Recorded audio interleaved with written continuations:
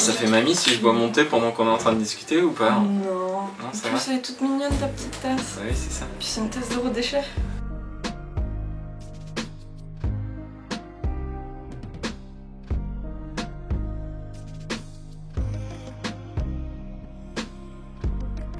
Coucou les Beautiful! Aujourd'hui on se retrouve dans la librairie Fière de l'être avec Julien Vidal qui est donc l'auteur du livre et du blog, c'était un blog aussi, Ça commence par moi. Et du coup aujourd'hui on se retrouve pour parler de ton livre, de ton parcours et de soulever un certain nombre de questions que moi je reçois en tout cas dans les commentaires, les messages privés, etc. au sujet du changement de vie, sur l'écologie, l'alimentation et tout un tas de choses. Voilà. Génial. Salut Alice. Salut à tous. Je suis hyper content d'être sur la chaîne et du coup j'ai hâte de répondre à toutes tes questions. Est-ce que tu peux te présenter du coup vite fait ton parcours, tes déclics, comment t'en es arrivé là et pourquoi tu écris ce livre? En 30 secondes. En 30 secondes. Non, il n'y a pas de durée imposée. Je m'appelle Julien, j'ai 33 ans maintenant et pourquoi j'en suis venu là? C'est parce que avant d'être en France depuis 2016, j'étais en mission de solidarité internationale, notamment en Colombie et aux Philippines, où je me suis rendu compte de toutes les conséquences dramatiques de notre surconsommation et notamment au niveau du dérèglement climatique, puisque là-bas aux Philippines, il faut savoir qu'il y a plus de typhons chaque année qu'il y a de lettres dans l'alphabet. Et ça fait un paquet de typhons. Ouais. Nous en France, c'est vrai que le dérèglement climatique, tout ça, bon bah en ce moment on a des mois de septembre, octobre un peu chaud, mais à part ça, ça reste difficilement palpable. Alors que là-bas, j'ai vécu dans ma chair ce que ça voulait vraiment dire de vivre à 40 degrés de température, 90% de taux d'humidité et les pieds, voire carrément jusqu'aux genoux dans l'eau, souvent en fait, très souvent. Et en rentrant en France, je me suis dit mais qu'est-ce que je fais pour ça? Peut-être que oui, j'ai travaillé dans des ONG de développement, mais à la fois j'ai l'impression que le sujet de l'éco-citoyenneté, de l'écologie, du développement durable, je sais pas, on l'appelle comme on veut, c'est en fait la mère de toutes nos batailles et par rapport à ça, j'ai pas l'impression d'être aligné avec mes valeurs.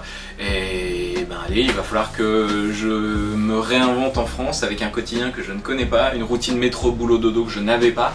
Et je me suis dit c'est l'occasion de profiter de cet œil neuf pour voir si en fait dans mes nouvelles habitudes, dans mon nouveau rythme de vie, il allait pas en fait exister une alternative pour chacune de mes anciennes habitudes. Et c'est comme ça que j'ai lancé le projet Ça commence par moi pour dire allez, je me lance, j'essaye à 30 ans de devenir un adulte éco-responsable et d'adopter dans mon quotidien 365 actions en un an pour une vie plus durable, plus égalitaire et plus heureuse. Et c'est comme ça que du coup, du 1er septembre 2016 au 31 août 2017, sur ce blog, ça commence par moi.org, j'ai raconté tous les jours chaque nouvelle éco-action que j'adoptais dans mon quotidien pour dire ce qui était facile, ce qui était plus compliqué, là où j'avais du mal, là où j'y prenais énormément de plaisir, toutes mes petites astuces pour continuer à cheminer le plus longtemps possible sur ce chemin.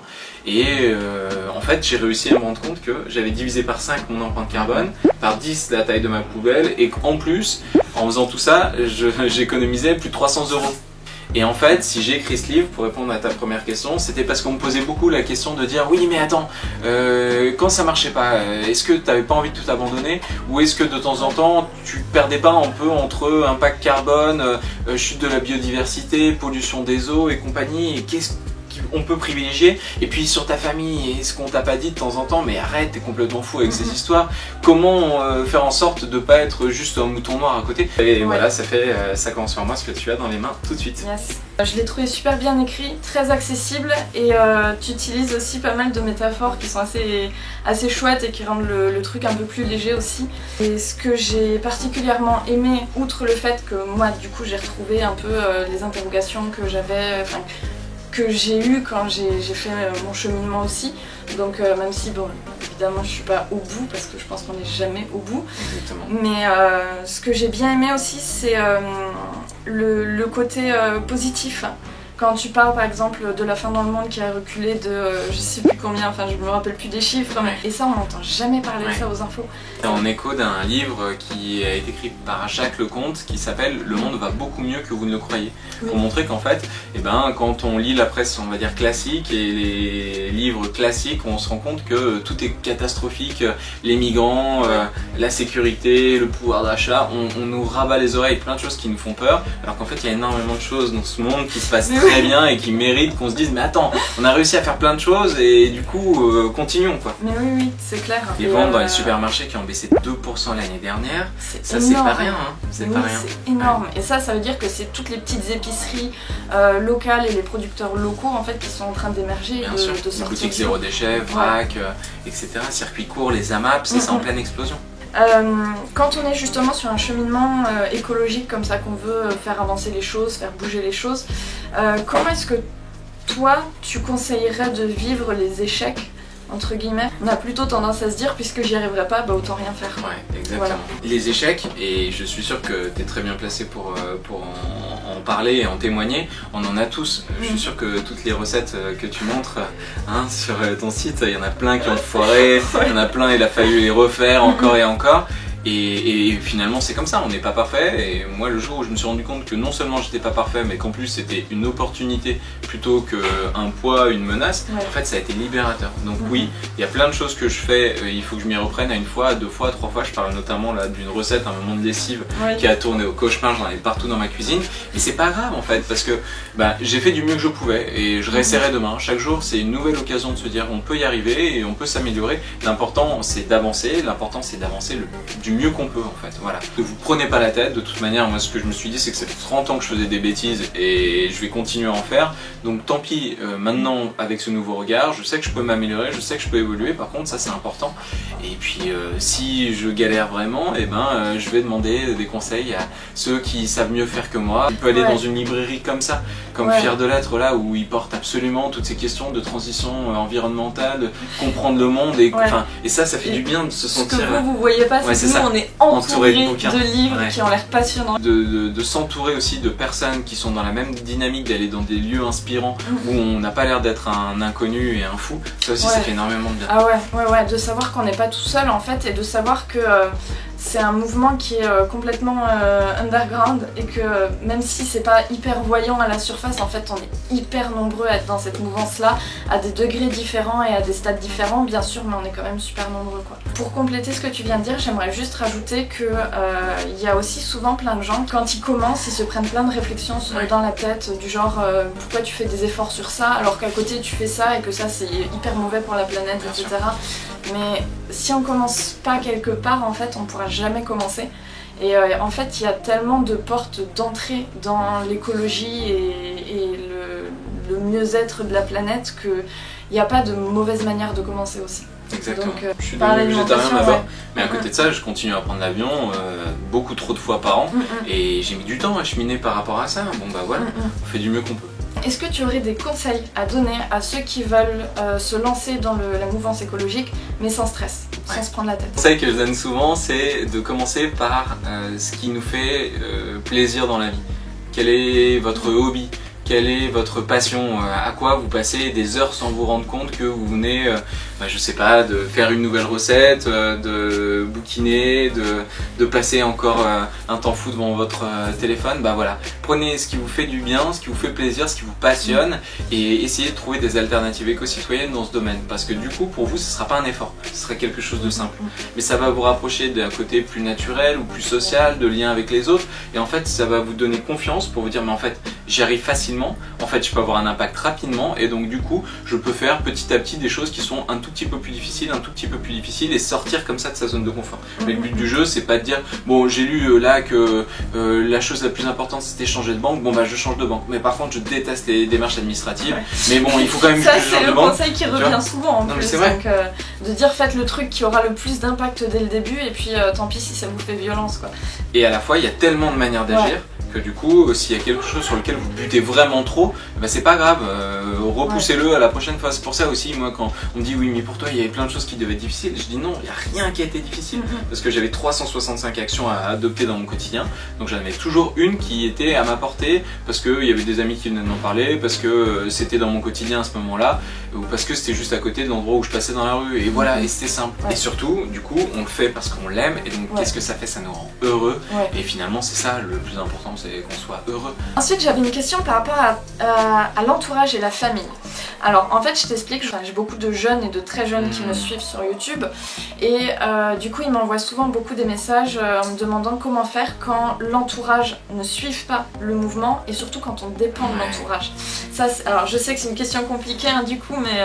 Non mais c'est d'autant que c'est hyper légitime, parce que nous on est quand même... L'être humain c'est un être social avant toute chose, donc enfin, c'est tellement important ce que disent les autres. Moi j'avoue que j'ai été pendant très longtemps le mouton noir de ma famille, parce que je m'adressais à mon entourage pas de la bonne manière, pas en maîtrisant les sujets et pas en étant en cohérence avec mes valeurs. Ce qui fait qu'en gros je disais à mon père, mais attends, tu bois de l'eau en bouteille en permanence, tu détruis la planète, t'es un salaud. Puis lui il me disait, bah ouais mais toi tu prends l'avion 5 fois par an. Franchement, t'es qui pour me juger? Et donc du coup, on rentrait dans une sorte de compétition qui était mal placée et personne n'en sortait gagnant, quoi. Et paradoxalement, je me suis rendu compte que c'est au moment où j'avais arrêté d'essayer de changer les gens autour de moi que je les ai le plus changés. Parce que du coup, j'arrête de dire quoi que ce soit, je fais ce que je fais, enfin ce que je dis, et je dis ce que je fais, mais seulement si on me le demande. Et donc du coup, les gens eux-mêmes, en posant les questions, mettent le sujet sur la table et ils ouvrent leurs armures, tous leurs blocages, et donc du coup on peut discuter vraiment, parce que c'est eux qui montrent cet intérêt. Et quand les gens vont vous dire, mais attends, en plus toi maintenant tu fais comme si tu étais monsieur parfait, madame parfait avec cette nouvelle pratique, mais à côté de ça regarde tout ce que tu fais pas bien. Et ben bien sûr. Et ça, moi maintenant c'est l'occasion. Mon frère encore me fait la remarque il y a pas longtemps sur quelque chose en me disant, bah ouais mais regarde, toi t'arrêtes pas de consommer des trucs avec du sel et tout ça, c'est pas bon pour ta santé et je sais pas quoi. Je dis mais oui mais t'as raison, je suis pas parfait, conseille-moi, dis-moi comment je peux m'améliorer. Et du coup ça évite d'être dans une bagarre de qui est le meilleur. Parce que personne n'est le meilleur de toute manière. Le but du jeu, et je l'ai déjà dit à peu près 10 fois dans cette vidéo, mais le but du jeu c'est d'avancer. Voilà. C'est comme ça, on peut pas les changer, et au final, au bout d'un moment, bah, c'est vrai que finissent par nous poser des questions, voire même par essayer eux-mêmes, et dans ce cas-là, c'est vrai que c'est gagné. Il y a cette phrase qui dit que l'expérience est une lumière qui n'éclaire que celui qui la porte. Et c'est vrai en fait, des fois il y a des choses qui sont évidentes pour nous, et on va les dire à notre entourage, et pour eux ça va pas du tout leur parler. C'est pas de votre faute, c'est pas de notre faute, c'est pas de leur faute à eux non plus, c'est comme ça. Juste une toute dernière question. Dans ton livre, donc, tu fais un retour sur expérience sur toutes les actions que tu as mis en place. Dans ton blog, tu parles de 365 actions et donc 365 raisons d'y croire. Est-ce que maintenant, il te reste encore des actions à faire? Ouais, alors en fait... Dans ce livre, c'est vrai que je dis 365 raisons d'y croire, je liste expressément au moins 150 actions. Sur le blog, aujourd'hui, on est à plus de 420 actions. 420 Et l'ambition, c'est d'arriver l'année prochaine à en avoir 500. Mais aujourd'hui, c'est plus forcément moi qui les partage, ces bonnes pratiques, ce sont des étudiants, des retraités, des parents, des gens qui partent en voyage. En fait, c'est pour montrer qu'on peut tous agir, quel que soit le moment de notre vie, en fait. Et est-ce qu'il y a encore des choses que je dois tester? Il y en a sans doute plein. Ouais. Et bah tu vois, je me pose, j'ai longtemps milité ces derniers temps sur la question de la vie numérique et le fait qu'Internet, c'était mine de rien, si c'était un pays, ce serait le 6e consommateur d'électricité au monde, donc en fait l'impact d'Internet c'est énorme. Et donc en ce moment je dis beaucoup aux gens, bah voilà, moi j'ai vidé ma boîte mail, c'est un beau premier pas. Et là, du coup, ce que j'ai envie de faire, c'est de changer même carrément de fournisseur de mail. En passant pour un fournisseur qui ne lit pas mes mails, qui ne revend pas mes données, et donc me débarrasser de Gmail pour passer pour Lilo. Lilo.org, il propose une adresse mail maintenant, et donc du coup ça c'est 100% français, les serveurs ont la consommation des serveurs est compensée électriquement par de l'électricité verte, et donc du coup en plus ils protègent nos données. Voilà. Et de faire le tri de tous mes mails, de les stocker sur mon ordinateur pour ceux qui sont vraiment importants, et le reste tout supprimer. C'est super, c'est trop bien. Soyons heureux de changer le monde. On a une occasion extraordinaire qui s'offre à nous, celle de réinventer notre société. Ça peut faire un peu peur, mais le but du jeu c'est de le faire tous ensemble. Donc ouverture, bienveillance, capacité à être ensemble, ça je crois que c'est vraiment le plus important. personne n'est parfait et on ne le sera jamais, mais c'est tous ensemble qu'on va réussir à faire vraiment basculer les choses dans le bon sens. Il y a ce dicton qui dit que seul on va plus vite, mais qu'ensemble on va plus loin, et je crois que c'est vraiment l'idée. Ouais, voilà. Super. Bah, merci, je pense que c'est une très très belle conclusion en tout cas. Merci beaucoup pour ton temps. Merci Alice de m'avoir invité. Pour la vidéo, pour et tout ton puis travail. merci à toi. Et merci pour la dédicace, parce que ça c'est mon livre à moi en fait. Je vous mets aussi le lien vers son blog et son livre dans la barre d'infos, donc n'hésitez pas à aller jeter un coup d'œil. Et puis à nouveau merci pour ton temps, et puis de votre côté prenez soin de vous bien entendu. Salut.